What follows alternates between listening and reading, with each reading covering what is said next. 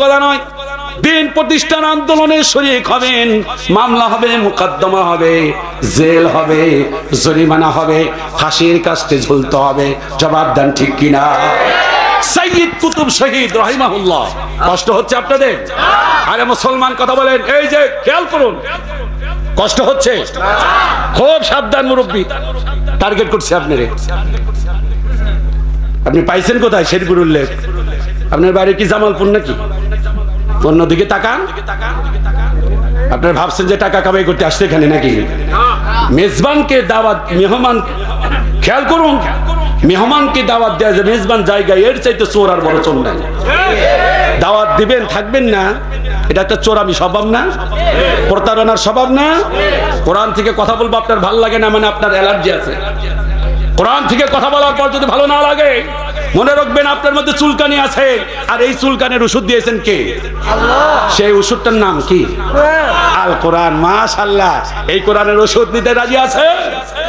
মাশাআল্লাহ, লিল্লাহি তাকবীর। সাইয়্যিদ কুতুব শহীদকে কোরআন প্রতিষ্ঠার আন্দোলন করার কারণে তাকে ফাঁসির অর্ডার দেওয়া হলো। কি দেওয়া হলো?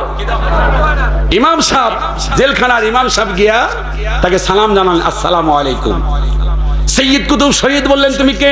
এরকম পাগড়ি পরা। বললেন, আমি ইমাম সাহেব, জেলখানার ইমাম সাহেব। বললেন, আমার কাছে কেন এসেছো? বললেন, আপনাকে কালেমা পড়ানোর জন্য এসেছি। ওনার কোনো দোষ ছিল না, দোষ হলো উনি একটা কিতাব লিখেছেন, তাফসিরে লিখেছেন। তাফসিরটির নাম হলো তাফসির ফি জিলালিল কোরআন। এই কোরআন লেখার কারণে তার ফাঁসির অর্ডার হয়ে গেল। উনি বললেন, শোনো, আমার কি কালেমা পড়ার দরকার নাই, কালেমা তো আমি ভালো করেই জানি, মেহেরবানি করে কালেমার অর্থটা তুমি বলো। উনি বললেন, লা ইলাহা ইল্লাল্লাহ, আল্লাহ ছাড়া আর কোনো মাবুদ নাই, মুহাম্মদ সাল্লাল্লাহু আলাইহি ওয়াসাল্লাম আল্লাহর রাসূল। সাইয়্যিদ কুতুব শহীদ বললেন, আমিও কালেমা পড়েছি, আমার অর্থটা শোনো। লা ইলাহা ইল্লাল্লাহ, আল্লাহ ছাড়া আর কোনো বিধানদাতা নাই, আল্লাহ ছাড়া আর কোনো হুকুমদাতা নাই, আল্লাহ ছাড়া আর কোনো শাসনকর্তা নাই, আল্লাহ ছাড়া এই পৃথিবীতে আর কোনো রিজিকদাতা নাই। এই অর্থ করার কারণে আজকে সাইয়্যিদ কুতুব শহীদের জেল হয়ে যাচ্ছে। তুমি জবাব দাও, তুমি আমাকে কালেমা পড়াতে এসেছো। বিগত চাকরি করো কতদিন? বললেন, প্রায় 20 বছর। পদোন্নতি হয়েছে কয়বার? অনেকবার। বললেন, আমার তো পদোন্নতি হয় নাই, এই কালেমার তাফসীর লেখার কারণে আমার তো পদোন্নতি হলো না, বরং আমার ফাঁসির অর্ডার হয়ে গেল। তবে সাইয়্যিদ কুতুব শহীদ বললেন, কোনো আফসোস নাই, কালেমা তোমার পড়ার দরকার নাই, কোথায় নিয়ে যেতে বলো, আমি সেখানে আল্লাহর হস্তে জীবনটা বিলিয়ে দিতে চাই। লিল্লাহি তাকবীর। ওয়ালা তাকুলু লিমান ইউকতালু ফি সাবিলিল্লাহি আমওয়াত। আল্লাহ পাক বলেন, যারা আল্লাহর পথে শহীদ হয় খবরদার তাদেরকে মৃত্যু বলো না, বাল আহইয়া, বরং তারা জীবিত। চিল্লায়ে বলো আল্লাহু আকবার। ওয়ালাকিন লা তাশউরুন, বুঝতে পারো না। এই জন্য এবার বলতে চাই একটি আয়াতে কারিমা, সেটা হলো, যদি কোরআন দিয়ে আপনি রাষ্ট্র পরিচালনা না করেন, কোরআন দিয়ে যদি পরিবার পরিচালনা না করেন, সমাজ পরিচালনা না করেন, ব্যবসা যদি কোরআন দিয়ে পরিচালনা না করেন, জবাব দেন, মামলা করবেন কে? না, মামলা করবেন না আমি বলি নাই, রাসূল করবেন। যে রাসূলের আশেকে রাসূল, নাম কি? আশেকে রাসূল। ইয়া নবী সালাম আলাইকা, এত বড় বড় জিলাপি, কথা বলেন না? আর ওসরে বলে ঠিক কিনা? সেই দিন গিয়ে বলবে, ও ইয়া রাসূলুল্লাহ, আপনার আমরা আশেক। দেখুন কত ইয়া নবী সালাম আলাইকা বলে বড় বড় জিলাপি খেয়েছি আর কত কিছু করেছি। আল্লাহর নবী বলেন, সুহকান সুহকান লিমান গায়্যানা মিন বাদি, আমি বলবো দূর হয়ে যাও, দূর হয়ে যাও, কারণ আমার মৃত্যুর পর তোমরা কোরআন দিয়ে তোমাদের জীবন পরিচালনা করো নাই। এই জন্য শেরপুরের মুসলমানের কাছে জানতে চাই, কে কে কোরআন দিয়ে আপনারা সমাজ পরিচালনা করতে চান, পরিবার পরিচালনা করতে চান, রাষ্ট্র পরিচালনা করতে চান, তার একটু হাত তুলে আল্লাহর দেখান। লিল্লাহি তাকবীর। নারায়ে তাকবীর। আল্লাহু ইসলাম, দিন ইসলাম, ইসলামের শত্রুরা নারায়ে তাকবীর। হাত নামান। এবার তালিকা শুরু হয়েছে। সুপ্রিয় দর্শক মণ্ডলী, আমরা এবার শুরু করব হলো জাহান্নামীদের তালিকা। প্রথম নম্বরে জাহান্নামী যারা, তারা হলো আখিরাতে বিশ্বাস করে না তারা। জবাব দেন, এক নম্বর তালিকায় কারা? তো সুবিধা হয় না। আমার কথা কি আপনারা বুঝতে পারেন নাই? কিন্তু আমার মনে হচ্ছে জবাব দিতে পারছেন না। সুপ্রিয় দর্শক মন্ডলী, আমি এখন তালিকা শুরু করছি। 1 নাম্বার তালিকায় রয়েছে আখিরাতে অবিশ্বাস করবে যারা, জাহান্নামী তারা। আখিরাতে অবিশ্বাস করবে যারা, জাহান্নামী তারা। এই বেলাতে মদ খেয়ে নাও, নাস্তিক যারা, তাদের কথাগুলো থাকে এরকম। এই বেলাতে মদ খেয়ে নাও, কাল বাঁচবে ভরসা কই, চাঁদ তো উঠিবে যুগ যুগ ধরি, আমরা তো আর রব না সই। বলুন নাউজুবিল্লাহ। মুসলমান মনে করে না দুনিয়া সিজনুল মুমিন ও জান্নাতুল কাফের। মুসলমান মনে করে দুনিয়াটা হলো কারাগার আর আখিরাত হলো মুসলমানের জন্য জান্নাত। আল্লাহ পাক দলিল সহকারে বলবো ইনশাআল্লাহ। আমি খুব তাড়াতাড়ি করব, তবে মনোযোগ দিয়ে শুনতে হবে। আল্লাহ পাক বলেন ওয়া আন্নাল্লাযীনা লা ইউমিনুনা বিল আখিরাতি আ'তাদনা লাহুম আযাবান আলীমা। আর যে ব্যক্তি পরকালকে অস্বীকার করবে, আর যে ব্যক্তি পরকালের প্রতি ঈমান রাখে না, আল্লাহ পাক বলেন আমি আল্লাহ পাক তাদের জন্য জাহান্নামের শাস্তি রেখে দিয়েছি। এই জন্য আমার ভাইরা আখিরাতের প্রতি বিশ্বাস স্থাপন করতে হবে ইনশাআল্লাহ। এই যে ইমানে মুজমাল, ইমানে মুফাসসাল, খেয়াল করুন। আলে বলে আবার কথা বলবেন।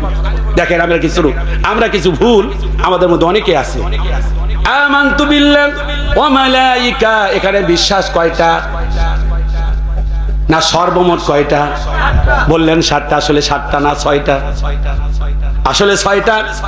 একটা বিষয়ের কথা আল্লাহ পাক দুইবার বলেছেন, সেটা হলো আখিরাতের কথা।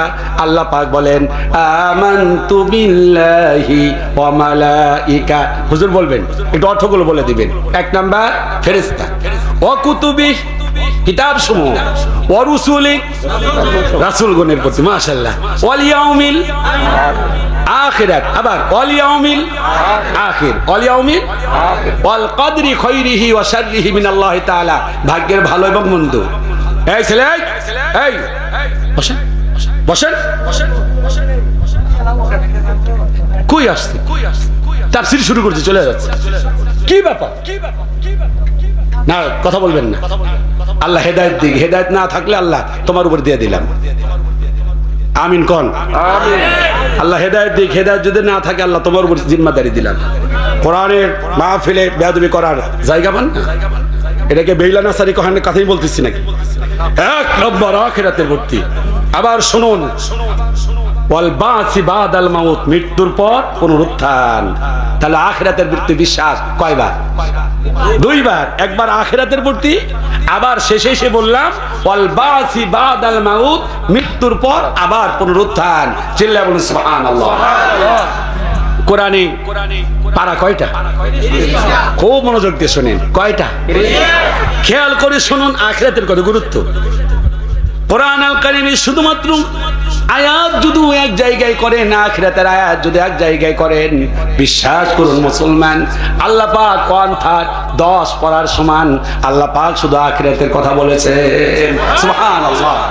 যারা আখিরাতকে অবিশ্বাস করবে তাদের ব্যাপারে একটা আয়াতে কারিমা আমি শুরুতেই বলেছি, ইন্নাল্লাযীনা কাযযাবু বিআয়াতিনা, যে ব্যক্তি আমার আয়াতকে অস্বীকার করবে, আখিরাতকে অস্বীকার করবে, ওয়াস্তাকবারু, 2 নাম্বার যারা অহংকার করবে, আল্লাহ পাক বলেন লা তুফাত্তাহু লাহুম আবওয়াবুস সামা, আমি আল্লাহ রাব্বুল আমিন তাদের জন্য জান্নাতের দরজা খুলবো না। লা ইয়াদখুলুনাল জান্নাহ, তারা জান্নাতে যেতে পারবে না। হাত্তা ইয়ালিজাল জামালু ফি সামিল খিয়াত, আল্লাহ পাক বলেন একটা সূচের মধ্যে একটা উট প্রবেশ করা যেমন কঠিন, যে ব্যক্তি আখিরাতের প্রতি বিশ্বাস স্থাপন করবে না, ওই ব্যক্তি এরকম কিয়ামতের দিন জান্নাত পাওয়া তার জন্য এরকম কঠিন হয়ে যাবে। আল্লাহু আকবার বলেন। আলহাকুমুত তাকাসুর, এখানে আল্লাহ তাআলা আখিরাতের প্রতি ইঙ্গিত দিয়েছেন। আল কারিআতু মাল কারিআ, এখানে আল্লাহ তাআলা আখিরাতের কথা বলেছেন। চিল্লায় কি সুবহানাল্লাহ বলবেন না? এবার 2 নাম্বার তালিকা, 1 নাম্বার আখিরাতের প্রতি যারা বিশ্বাস করে না তারা হলো কি? জাহান্নামী। মনে রাখবেন, 20টা মনে রাখবেন, খুব তাড়াতাড়ি শেষ করছি। 2 নাম্বার হলো যারা মুনাফিক। কি মুনাফিক? এই সমাজে একটাও মুনাফিক নাই। আছে? নাই। নেই ফজরে, নেই জোহরে, নেই কো আসরে, মাগরিব হলে তারাই বসে প্রথম কাতারে, নেই ফজরে নেই জোহরে, নেই কো আসরে, মাগরিব হলে তারাই বসে প্রথম কাতারে, প্রথম কাতারে। খোঁজ রাখে না 11 মাস, মনে পড়ে রমজান মাস। তাদের ইসলাম, তাদের ইসলাম, দাড়ি সাটা গোফে আটা, গাজায় মারে দম, নামাজ নাই রোজা নাই ইফতার খাওয়ার দম। ভালোই তো আপনি শিখে রেখেছেন মাশাআল্লাহ। এই ধরনের লোক আছে না নাই? নামাজ পড়ে না, সুন্নাতের জুম্মার নামাজ পড়ে। এই তুমি নামাজ পড়ো? কবে পড়ছো নামাজ? সত্যি কথা বলো না, এটা সব মুনাফিকের কাতারে। খুব স্পষ্ট কথা, কাউকে ছাড় দিয়া কথা বলবো না ইনশাআল্লাহ। ভয় করি কারে? আল্লাহ রে। খুব সাবধান হয়ে যান। মুনাফিক চেনার কিছু আলামত বলে দিব ইনশাআল্লাহ। শুধু দাড়ি থাকলেই হবে না। আবু জাহেলের দাড়ি ছিল কি ছিল না? ছোট না বড়? রবি ঠাকুর কবি নজরুল কে ডেকে বললেন, ও নজরুল, দাড়ি না রেখে রাখিয়াছ চুল, করিয়াছ মস্ত বড় ভুল। নজরুল বললে, ওগো নজরুল, ওগো ঠাকুর, চুল না রেখে রেখেছো দাড়ি, তুমি কে মনে করছো আমার আল্লাহ তোমার দাড়িতে বানাবে বড় একটা বাড়ি? তুমি কি এটা ভাবছো? আসল বিষয়টা এরকম নয়। দাড়ি আছে, টুপি আছে, মুনাফিক। কি আছে? মুনাফিক। বিস্ময় বলেন, কষ্ট হচ্ছে আপনাদের? যদি কষ্ট হয় তাও বলবেন যে হুজুর সংক্ষেপে বলেন, আস্তে আস্তে বলেন। আয়াতুল মুনাফিকি সালাসা বলতে তো বলেন, অনেকে তো শরীরটা মরে যাবে এখন। হ্যাঁ যুবক, সারা রাত চলবে, তার আগে একটা ওয়াদা দিতে হবে। মুনাফিক নগদে বের করে দিব আজকে। এখন না হাত কাটতেছি, তার মানে বুঝো স্বভাব খুব একটা অবস্থা কিন্তু ভালো না। আজকে মুনাফিক এক একটা ধরবো, এক একটা ছাড়বো। প্রথমে মাইকম্যান কয়, স্যার আমারে দেখলেন আপনি? অধিকাংশ মাইকম্যান নামাজ পড়েন না, আর মাইক ভাড়ানো হয় ওদের, গান বাজনায় ওদের, আবার ওয়াজে আস্তে মুনাফিক না। ঠিক আসতে বললেন চাস্তো ভাই লাগে নাকি? আমি ওর কথা বলি না, ওর চরিত্র খবর জানি না। মাইকম্যান যারা মাইক যায় ওয়াজেও দেয়, খেয়াল করুন, আবার গান বাজনায়ও দেয়, দুই দিকে আছে। মুযাবযাবিনা বাইনা যালিক, লা ইলাহা উলা ওয়া লা ইলাহা উলা। সব কথা বলবো, সব কথা বলবো। মোবাইল বন্ধ রাখেন, মোবাইলে কল আবার তো বন্ধ রাখেন। আপনারা বন্ধ রাখবেন না নাকি? তাও ঠিক জোরে কয় না। আয়াতুল মুনাফিকি সালাসা, আল্লাহর নবী বলেন মুনাফিকের আলামত হলো তিনটি। ইযা হাদাসা কাযাবা, কথা বললেই মিথ্যে বলে। ওয়া ইযা ওয়াদা আখলাফা, কি ওয়াদা দিলে ওয়াদা ভঙ্গ করে। ওয়া ইযা তুমিনা খানা, আমানতের খেয়ানত করে। আল্লাহর নবী বলেন খাঁটি মুনাফিকের একটা আছে, ঝগড়া যখন হয় তখন গালিগালাজ করে। আবার নবীজি বলেছেন মুনাফিক চেনার উপায়, মসজিদের মধ্যে যখন মুনাফিক আসে, ওয়াজ মাহফিলে যখন মুনাফিক আসে, নবীজি বলেছেন তাদের অবস্থা হলো এরকম, মাছকে যদি শুকনোর মধ্যে রেখে দেওয়া যায়, মাছ যেমন ছটফট ছটফট শুরু করে দেয়, মুনাফিক যখন ওয়াজ মাহফিলে আসে আর মসজিদে যখন আসে তখন এরকম ছটফট ছটফট শুরু করে। আবার নবীজি বলেছেন মাছকে যেমন পানিতে রেখে দিলে মাছ যেমন সে মনের আনন্দ তে উড়ে বেড়ায়, মনের আনন্দে সে দৌড়ে বেড়ায়, মুনাফিক যখন মসজিদ মাদ্রাসা এবং মাহফিল থেকে বাইরে যায় তখন বিড়ি টানার আনন্দ পায়। আছে না নাই? চা স্টলে বসে বলবে যে না হুজুরের ওয়াজ সুবিধা হয়নি, কি কইছে বুঝি নেই, অথচ মসজিদের মধ্যে বসে খেয়াল করে স্টলে মুসল্লি হলো বিড়ি খাওয়া মুসল্লি। কি খাওয়া মুসল্লি? হাত্তা মুসল্লি। হাত্তা মানে সাপ্তাহিক আর কথা বলে।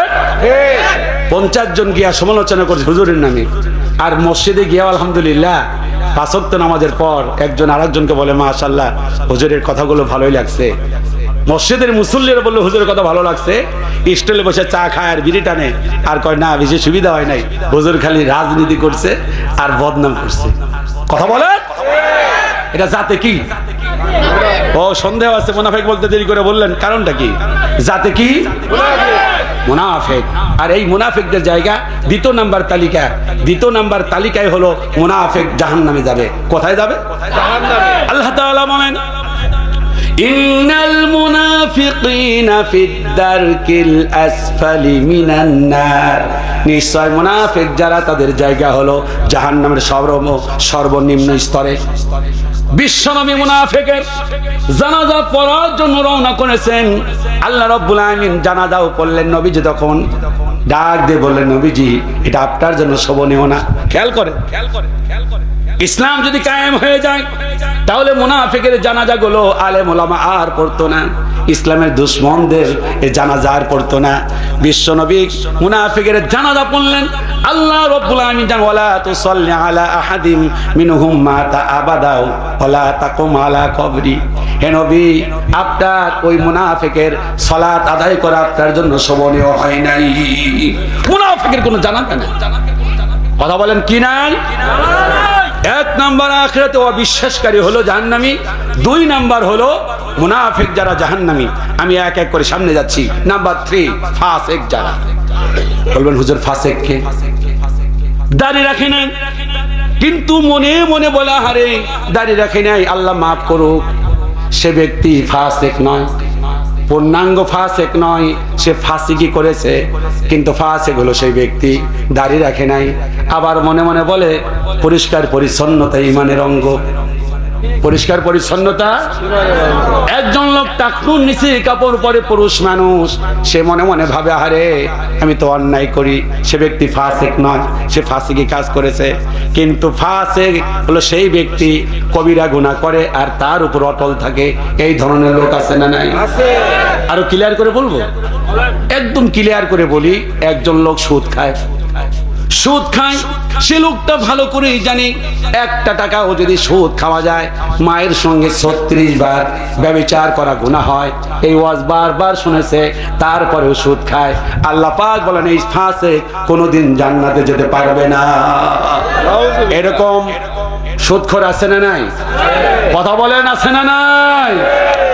আল্লাহ রাব্বুল আলামিন কোরআন আল কারীমে বলেন 3 নাম্বার ফাসিক। এদিকে তাকান, 3 নাম্বার কি? ফাসিক। তার মানে 3-4টা দৃষ্টান্ত দিলাম। আমি বলতে চাচ্ছি যারা কবিরা গুনাহ করে, কবিরা গুনার পর সে ভয় করে না। কি করে না? ভয় করে না। ঘুষ খায় কিন্তু একটাবারও ভাবে না যে এই ঘুষ খাওয়া আমার জন্য কি হারাম, বরং ঘুষ খায় আর বাবা স্টলে বসে আর বিড়ি টানে আর বলে যে না আমার ছেলে ঢাকা শহরে 5 তলা বিল্ডিং এর কি পাশের এক লোক বলছে তোমার বাবা ছেলে চাকরি করে কিসে? তো বলছে চাকরি ছোটখাটো একটা করে। তো 5 তলা বিল্ডিং এর মালিক হইলো কেমনি?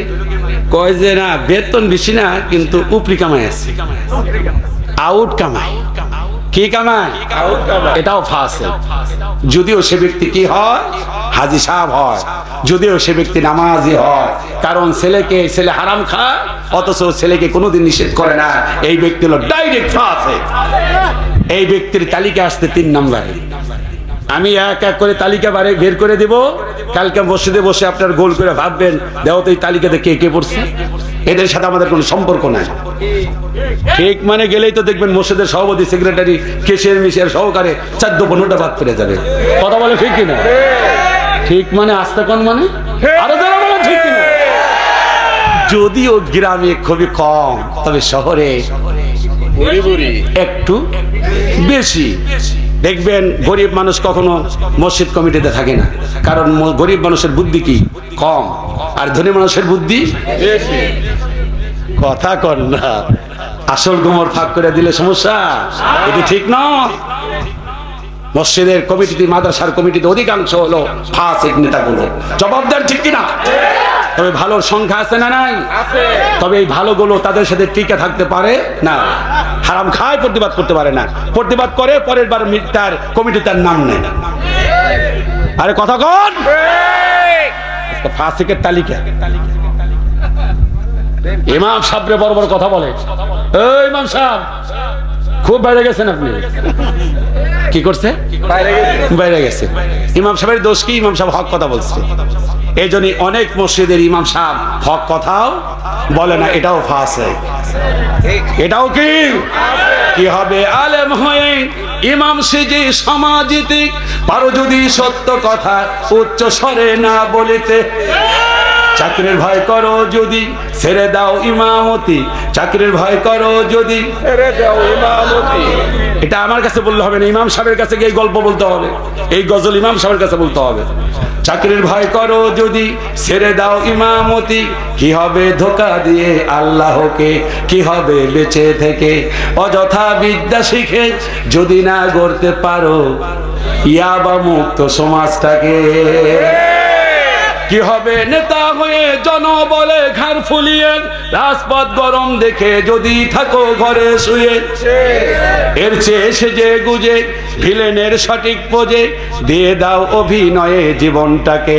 লিল্লাহে তাকবীর, আল্লাহু আকবার। মাশাআল্লাহ, আমার এক ভাই, বড় ভাই দেখলাম ওখান থেকে এখানে এসে বসতে, এই যে সামনে, মাশাআল্লাহ, মানে ওনার এখন জজবা উঠছে। এই জজবাটাও হলো ইমানের পরিচয়। জবাবদার ঠিক কিনা বলবেন হুজুর? দলিল ছাড়া কথা বলি না ইনশাআল্লাহ। ইযা তুলিয়াত আলাইহিম আয়াতুহু যাদাতুহুম ঈমানা। কোরআন থেকে যখন কথা বলবে ঈমানদারদের ঈমান বাড়তেই থাকবে, বাড়তেই থাকবে। চিল্লা কয় না সুবহানাল্লাহ, আল্লাহু আকবার, আল্লাহু আকবার। হ্যাঁ, 3 নম্বর ওর ফাসিক। 3 নম্বর কি? ফাসিক বলে কারা? পাপ করে কিন্তু পাপের ভয় করে না, তাদেরকে কি বলে? ফাসিক। সারা জীবন তো গেলে ফাসিক শুনছেন, সংজ্ঞা জানেন নাই, সংজ্ঞা জেনে নেন, দলিল নেন। দলিল হলো সূরা সিজদা 20 নম্বর আয়াত। ওয়া আম্মাল্লাযীনা ফাসাকু, আল্লাহ তাআলা বলেন আর যারা ফাসিক ফামাওয়াহুমুন নার, তার জায়গা হলো জাহান্নাম। তার জায়গা কি? আরো জোরে বলেন, তার জায়গা কি? এবার বন্ধুগণ 4 নম্বরে বলবো, বেশি বেশি ধান্দা করে যারা জাহান্নামী, তারা অল্পতে হয় না, 1 বিঘার মালিক হয় না, এরপরেও বোনেরটা ঠকায়। কাঠটা কে কে বোনেরটা ঠকিয়েছেন হাত তুলে দেখান। অধিকাংশ লোক এখানে বোনের হক দেয় নাই, বোনের হক দেয় নাই, বোনের হক দেয় নাই যারা, আল্লাহর কসম জাহান্নামী তারা। ভাইয়ের হক দেয় নাই যারা, অধিকাংশ জাহান্নামী তারা। ভাইয়ের হক দেয় নাই, বাবা মরে গেছে 1982 সালে। কত সালে? কথা কন নাকি, বুঝলাম না। 1982, এটা হলো 2022। কয় বছর? 40 বছর। 18 মাডর বাদ দেন, ডাইরেক্ট মারেন। কয় বছর? 40 বছর হয়ে গেল। উচিত ছিল বাবা যেদিন মারা যাবে পরের দিন ডাক দিও, আমার কলিজা টুকরা পু, আমার বোন খাদিজা, কোথায় আছিস? লুৎফা, কোথায় আছিস? ফাতেমা, বাবা মারা গিয়েছি, তোদের সম্পদ একদিনও খাওয়া জায়েজ নাই, একদিন খাইলেন তো হারাম খাইলেন। কারণ এখানে কার হক আছে? আল্লাহ। মানে খুব জুত লাগতেছে, কয় কি হারাম হারাম। সেজদা দিতে দিতে, আল্লাহর কসম করে বলি, সেজদা দিতে দিতে, হজ করতে করতে কপালে যদি ঘাও বেঁধে যায়, বোনের হক দেন নাই, নিশ্চিত আপনি জাহান্নামী, নিশ্চিত আপনি জাহান্নামী। দলিল নেন। কুরআন আল কারীমে আল্লাহ তাআলা সূরা তাকাসুরে বলেন আলহাকুমুত তাকাসুর হাত্তা যুরতুমুল মাকাবির। আল্লাহ পাক বলেন বেশি পাওয়ার ধান্দা তোমাদেরকে ভুলের মধ্যে রেখে দিয়েছে। এটার সময় নির্ধারণ হলো হাত্তা যুরতুমুল মাকাবির, যতক্ষণ পর্যন্ত তুমি কবরে উপনীত না হও। বোন কয় ভাই আমার হকটা দিয়ে দাও। আল্লাহ আল্লাহ আল্লাহ দিতে তাড়াতাড়ি করো, আমি কত কত মাইরা খামু কত কত একদিন বাপি আর দেয় নাই। এবার ভাতি যারা বলে ফুবুর এসে ভাইয়ের হকটা দেও, আমার বাপই দেয় নাই, আমি দিব কি দিব? মরে গেছে বাপে। কথা বলেন ঠিক যারা বলছে তার অধিকাংশ হলো এই দলে। মানে না হাসলে হবে না তো। এই মুসলমান, আপনার কি কষ্ট পাচ্ছেন? কষ্ট পাওয়ার কথা হলেও সত্য, যদিও হুজুররা বলে না। এই ওয়াজগুলো বান্দার হকের কথা সাধারণত মসজিদগুলোতে হয় না, হয় হলো আল্লাহর হকের কথা। হক হলো 2 ধরনের। কয় ধরনের? হক মানে অধিকার, হা কাপ কপ হা উন, হা কাপ দিয়ে আল্লাহ পাক বলতে পারতেন, বললেন হা কপ কপ। হক মানে অধিকার, একটা হলো আল্লাহর হক, নামাজ, এটি আল্লাহর হক। নামাজ কম, ইচ্ছে করলে আল্লাহ রাব্বুল আমিন বান্দাকে ক্ষমা করে দিতে পারেন। কথা বলেন। রোজা সিয়াম কার হক? আল্লাহর হক, আল্লাহ মাফ করে দিতে পারে। আপনি হজ করেন না, আল্লাহ পাক ইচ্ছে করলে মাফ করে দিতে পারে, কিন্তু যাকাত দেন নাই, বনের হক আদায় করেন নাই। এগুলো হলো আমার বন্ধুগণ বান্দার হক। বান্দার হক নষ্ট করে যারা ডাইরেক্ট জাহান্নামী তারা। কথা বলেন ঠিক কিনা? এবার মুসলমানের মতো জবাব দিবেন। এই সমাজের মধ্যে জানি না কি অবস্থা, কি হাল হকিকত, সারা বাংলাদেশের চিত্র। আমি যেহেতু এক জায়গা থেকে আর এক জায়গায় যাই, আল্লাহর মেহেরবানি, আলহামদুলিল্লাহ বলবেন না? আলহামদুলিল্লাহ। আমি তো কোরআন স্যার বাইরে কথা বলি না, চেষ্টা করি, কোরআন দেখেই কথা বলার চেষ্টা করি। আর এই যে হুমায়ুন, আমার মেজো ভাইয়ের নাম হুমায়ুন, ওর নাম ধরে ডাকি হুমায়ুন, আলহামদুলিল্লাহ বলবেন না? আমাকে দাওয়াত দিয়েছে, বললাম এত কড়া কথা বলার পরে দাওয়াত দিছে। এলাকার লোক তো ভালো, স্বভাব ভালো, কথা বলে ঠিক কিনা? ভালো না হলে হুজুরকে এলাকায় ঢুকতে দিত না, অধিকাংশ জায়গায় পরের বার আমার ঢুকতেই দেয় না। কয় গতবার যে মই চালাইছে আবার মই চালাইতে দিব এই হুজুরকে। এই ধরনের এলাকা আছে না নাই?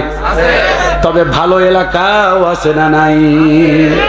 আমার বন্ধুগণ, এই জন্য 4 নাম্বার বেশি পাওয়ার ধান্দা করে যারা, বলবেন জাহান্নামী তারা। আরো জোরে বলেন কি তারা? জাহান্নামী তারা। অতএব বোনের হক নষ্ট করবেন না। হাতে ধরে বলি, পায়ে ধরে বলি, বোনের হক নষ্ট করবেন না। বোনের হকটা দিয়ে দেন। সাধারণত ভাইয়ের হক নষ্ট করতে পারে না, কিন্তু বোনের হকটা খুব নষ্ট করে। যাও দেয়, যদি 5 বিঘা সম্পত্তি পায়, 4 বিঘা পায়, সম্পত্তির দাম কমপক্ষে 10 লাখ টাকা, 2 লাখ টাকা দিয়ে কয় দোয়া করে দিলাম। কি দিছে? টাকা 8 লাখের পরিবর্তে কি দিছে? দোয়া। বইনা কয় দোয়া করছে, আল্লাহ জানে দোয়া করে দিছে। যাহা বলিব সত্য বলিব, এই চরিত্র এলাকায় আছে না নাই? আরো জোরে বলেন আছে না নাই? মাশাআল্লাহ। এবার বলবো হলো 5 নাম্বার, যারা মুমিনদেরকে নিয়ে হাসি তামসা করে। মুমিনদেরকে নিয়ে আলেম ওলামা নিয়ে হাসি তামসা করে। বলে উনি যদি দোষী না হতেন তাহলে ওনার কেন যাবজ্জীবন হবে?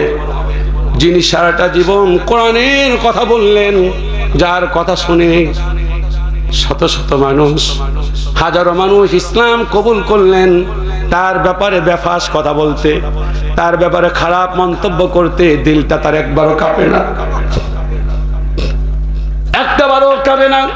যে আলেমের পিছনে এতদিন নামাজ পড়লেন, সে আলেমকে নিয়ে কটূক্তি করে, ভালো মানুষকে নিয়ে কটূক্তি করে, আলেমদের নিয়ে কটূক্তি করে। আল্লাহ পাক সূরা সদের 62 এবং 63 নং আয়াতে বলেন, অকালু মালানা লা নারা রিজালান কুন্না নাউদ্দুহুম মিনাল আশরার। জাহান্নামের মধ্যে যখন ফেলে দেওয়া হবে, জাহান্নামের মধ্যে কাটতে থাকবে আর বলবে, আরে যাদেরকে আমরা মৌলবাদ বলেছি আশরার, যাদেরকে আমরা রাজাকার বলেছি, যাদেরকে আমরা মৌলবাদ বলেছি, যাদেরকে আমরা গালিগালাজ করেছি, যাদেরকে আমরা নিম্ন শ্রেণীর মনে করতাম, আজকে তারা কোথায়? তখন আত্তাখাযনাহুম সিখরিয়ান আমসাগাতা আনহুমুল আবসার, তখন চিৎকার করে বলবে, আরে বুঝতে পেরেছি, আমাদের বিবেক ছিল না। কি ছিল না? জবাব দেন, এরকম বিবেকহীন মানুষ আছে না নাই? এই জন্য আমার ভাইরা, আলেমদের নিয়ে বেয়াদবি করবেন না, মুমিনদের নিয়ে কটূক্তি করবেন না, আলেমদের নিয়ে বেফাস কথা বলবেন না।